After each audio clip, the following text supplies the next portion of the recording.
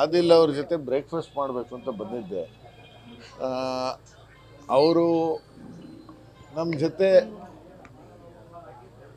ಕಾಂಗ್ರೆಸ್ ವಿರುದ್ಧ ಇಲ್ಲ. ಅವರು ಕಾಂಗ್ರೆಸ್ ಬಗ್ಗೆ ಎಲ್ಲೂ ಕೂಡ ನಾನು ಅಪಪ್ರಚಾರ ಮಾಡಲ್ಲ.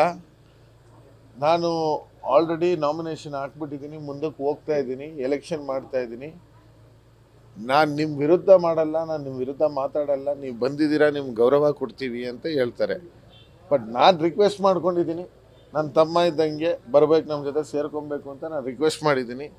ಮುಂದೆ ನಾನು ಇಡೀ ದಾವಣಗೆರೆ ನಮ್ಮ ಮುಸಲ್ಮಾನ್ ಸಮಾಜಕ್ಕೆ ಹೇಳೋದು ಇಷ್ಟೇ, ಒಂದೇ ಒಂದು ಮಾತು ಹೇಳ್ತೀನಿ. ಕಾಂಗ್ರೆಸ್ ಪಕ್ಷ ಈ ದೇಶಕ್ಕೆ ಸ್ವಾತಂತ್ರ್ಯ ತಂದುಕೊಟ್ಟಂಥ ಪಕ್ಷ. ಇವತ್ತು ನಾನು ಇಲ್ಲಿ ನಿಂತು ಮಾತಾಡ್ತಾ ಇದ್ದೀನಿ, ನೀವು ಅಲ್ಲಿ ಕೂಡಿಸಿ ಕೇಳ್ತಾ ಇದ್ದೀರಾ ಅಂದರೆ ಬಾಬಾ ಸಾಹೇಬ್ ಅಂಬೇಡ್ಕರ್ ಕೊಟ್ಟಂಥ ಸಂವಿಧಾನದಿಂದ ಮಾತ್ರ ಸಾಧ್ಯ. ಆ ಸಂವಿಧಾನವನ್ನು ಎತ್ತಿಡೋ ಕೆಲಸ ರಾಹುಲ್ ಗಾಂಧಿ ಅವರು ಮಾಡ್ತಾ ಇದ್ದಾರೆ, ನಮ್ಮ DK ಶಿವಕುಮಾರ್ ಅವರು ಮಾಡ್ತಾ ಇದ್ದಾರೆ, ಸಿದ್ದರಾಮಯ್ಯ ಅವರು ಮಾಡ್ತಾ ಇದ್ದಾರೆ. ಅದಕ್ಕೆ ನಮ್ಮ ಜೊತೆ ಕೈ ಜೋಡಿಸಿ ಅಂತ ಆದಿಲ್ ಹತ್ರ ಕೇಳ್ಕೊಂಡಿದ್ದೀನಿ. 100% ಈ ಭಾಗದಲ್ಲಿ ಸಮರ್ಥೆ ಗೆಲ್ಲೋದು, ಅದರಲ್ಲಿ ಎರಡು ಮಾತಿಲ್ಲ. ಕಾಂಗ್ರೆಸ್ ಪಕ್ಷನೇ ಗೆಲ್ಲೋದು. ನಾವು ಕೊಟ್ಟಿರೋಂಥ 5 ಗ್ಯಾರಂಟಿನೇ ಜನಕ್ಕೆ ಸೇರ್ತಾ ಇರೋದು. ಪ್ರತಿಯೊಬ್ಬರು ನಮ್ಮ ಹತ್ರ ಬೆನಿಫಿಷರಿನೇ ಇರ್ಬೋದು.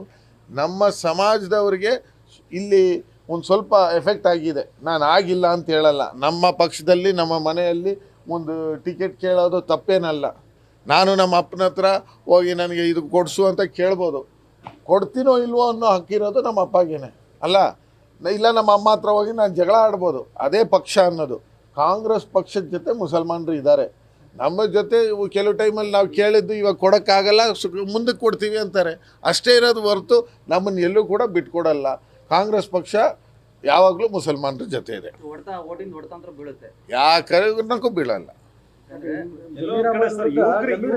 ದಾವಣಗೆರೆ ದಕ್ಷಿಣ ವಿಭಾಗದಲ್ಲಿ ಅಂದ್ರೆ ಯುವಕರೇ ಜಾಸ್ತಿ ಅಂದ್ರೆ ಆಕ್ರೋಶ ವ್ಯಕ್ತಪಡಿಸ್ತಾ ಇರ್ತಕ್ಕಂಥ ಸೋಲಿಸ್ಬೇಕಂತ ಹೇಳಿ ನಾನೇನಕ್ಕೆ ಬಂದಿರೋದು? ನಾವಿಲ್ಲಿ ಬಂದಿರೋದು ಏನಕ್ಕೆ? ಯುವಕರನ್ನ ಗೆಲ್ಲಿಸ್ಬೇಕು ಅಂತ. ಯಾರಿಗೆ ಟಿಕೆಟ್ ಕೊಟ್ಟಿರೋದು? ಅಜ್ಜರ್ಗ, ಯಂಗ್ಸ್ಟರ್ಗೆ ಕೊಟ್ಟಿದ್ದಾರೆ. ನೋಡಪ್ಪ, ನಾನು ಹೇಳೋದು ಈ ಸಮಾಜವನ್ನು ಬದಲಾವಣೆ ಮಾಡಬೇಕಂದ್ರೆ ಯುವಕರು ಪಾಲಿಟಿಕ್ಸಿಗೆ ಬರಲೇಬೇಕು. ಯುವಕನಿಗೆ ಅವಕಾಶ ಸಿಕ್ಕಿದೆ. ಇವಾಗ ಯುವಕರಿಗೆ ಅವಕಾಶ ಸಿಕ್ಕಿದ್ರಿಂದ ಅವನೇನು ತಪ್ಪು ಮಾಡವನೇ? ಏನು ಅಂತ ಮನೇಲಿ ಹುಟ್ಟಿರೋದು ತಪ್ಪ? ಅವನಿಗೊಂದು ಆಪರ್ಚುನಿಟಿ ಸಿಕ್ಕಿದೆ, ಅದನ್ನು ನಾವು ಸಮರ್ಸ್ಕೊಬೇಕು. ಅದಲ್ಲದೆ ನಾವು ಅವನು ಇಂಥ ಮನೆಯಿಂದ ಹುಟ್ಟಿರೋದ್ರಿಂದ ಇವಾಗ ಓಕೆ ನಾನು ಪೊಲಿಟಿಕ್ಸಲ್ಲಿದ್ದೀನಿ, ನಮ್ಮ ಅಪ್ಪ ಇದ್ದಾರೆ, ನಮ್ಮ ತಾತ ಇದ್ದರು ಅಂತ ನನ್ನ ಏನು ನೀವೇನು ಆಚೆ ಇಟ್ಟಿದ್ರೆ ನಮಗೆ ಅವಕಾಶ ಕೊಟ್ಟಿದ್ದಿರ್ತಾನೆ. ಪಾಲಿಟಿಕ್ಸ್ ಒಬ್ಬ ಡಾಕ್ಟ್ರ್ ಮಗ ಡಾಕ್ಟ್ರ್ ಆಗ್ತಾನೆ ಅಂದರೆ ನಿಮ್ಗೆ ಏನಕ್ಕೆ ಬೇಜಾರಾಗ್ತದೆ? ಬೇಜಾರಾಗಲ್ವಲ್ಲ? ಪೊಲಿಟಿಷಿಯನ್ ಮಗ ಪೊಲಿಟಿಷಿಯನ್ ಆಗಿದ ತಕ್ಷಣ ನಿಮ್ಗೆ ಯಾಕೆ ಬೇಜಾರಾಗುತ್ತೆ? ನೋಡಿ, ಎಲ್ಲ ಮಕ್ಳಿಗೂ ಅವ್ರ ಅಪ್ಪ ಹೆಂಗಿರ್ತಾರೋ ಹಂಗೆ ಇರಬೇಕು ಅಂತ ಆಸೆ ಇರುತ್ತೆ. ನನಗೆ ನನ್ನ ಅಪ್ಪ ನೋಡೋ ಆಸೆ ಇದೆ, ಅವನಿಗೆ ಅವ್ರ ಅಪ್ಪ ನೋಡೋ ಆಸೆ ಇದೆ. ಮುಂದಕ್ಕೆ ಯಾವಾಗಲೂ ನಾವು ಅಷ್ಟೇ ಪಾಲಿಟಿಕ್ಸಿಗೆ ಬರಬೇಕು ಅಂದರೆ ನಾವು ಬೇರೆಯವ್ರಿಗೂ ಅವಕಾಶ ಸಿಕ್ಕುತ್ತೆ. ಬಟ್ ಒಬ್ಬ ಪೊಲಿಟಿಷಿಯನ್ ಮಗನಿಗೆ ಏನಂದರೆ ಇಡೀ ಲೈಫ್ ಅವ್ರ ಅಪ್ಪ ನೋಡಿರ್ತಾನೆ, ಅವ್ರು ಹೆಂಗೆ ಸಮಾಜ ಸೇವೆ ಮಾಡಿರ್ತಾರೆ ಅಂತ ನೋಡ್ತಾರೆ. ಇವಾಗ ಶಾಮನೂರವರು ಈ ಕುಟುಂಬ ಈ ದಾವಣಗೆರೆ ಜಿಲ್ಲೆಗೆ ಮಾಡಿರೋವಂಥ ಕೆಲಸ ಕಮ್ಮಿನ? ರೋಡ್ಗೆ ಬರಲಿಲ್ವಾ? ಲೈಟ್ ಬರಲಿಲ್ಲ? ಈ 40 ವರ್ಷದಿಂದ ಇದೆಲ್ಲ ನೀವು ಮಾತಾಡ್ತಾರಲ್ಲ, ಕ್ಯಾ ಕರೆ ಅಂತ ಕೇಳ್ತಾರಲ್ಲ, ಅಲ್ಲಿ ನಿಂತಿರೋವಂಥ ಲೈಟ್ ಎಲ್ಲಿಂದ ಬಂದಿರೋದು? ಆ ರೋಡ್ ಹಾಕಿರೋದು ಯಾರು?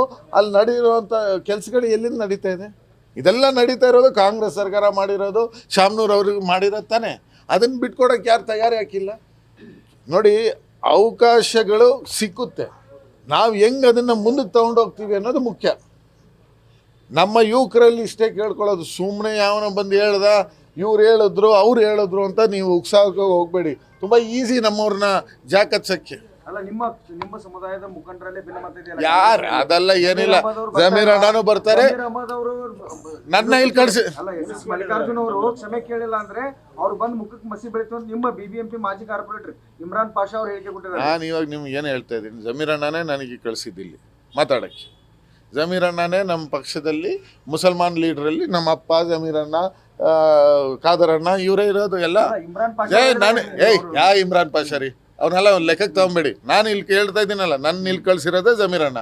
ಕಾಂಗ್ರೆಸ್ ಪಕ್ಷದ ಜೊತೆ ಅವರಿದ್ದಾರೆ, ಅವ್ರು ಎಲ್ಲೂ ಕೂಡ ಹಿಂದೆ ಮುಂದೆ ಇಲ್ಲ.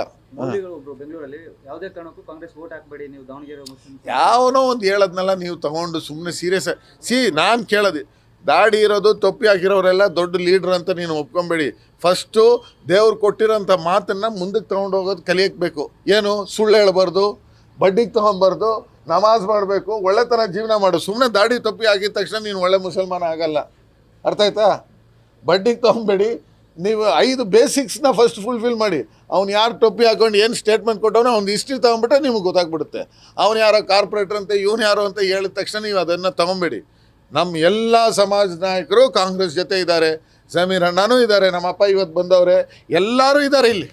V are all with Congress. Congress is going to win this. Done. ನಿರ್ಭೀತ, ನಿಷ್ಪಕ್ಷಪಾತ, ವಿಶ್ವಾಸಾರ್ಹ ಸುದ್ದಿಗಳಿಗೆ ಮತ್ತೊಂದು ಹೆಸರಾಗಿರುವ ನ್ಯೂಸ್ 18 ಕನ್ನಡ ಈಗ ಆಪ್ನಲ್ಲೂ ಲಭ್ಯವಿದೆ. ದಯವಿಟ್ಟು ಇಲ್ಲಿರುವ QR ಕೋಡ್ ಅನ್ನು ಸ್ಕ್ಯಾನ್ ಮಾಡಿಕೊಂಡು ಆಪ್ ಡೌನ್ಲೋಡ್ ಮಾಡೋದಕ್ಕೆ ಮರಿಬೇಡಿ. ನಿಮ್ಮ ಬೆಂಬಲ ಹೀಗೆ ಸದಾ ನಮ್ಮೊಂದಿಗಿರಲಿ. ಧನ್ಯವಾದ.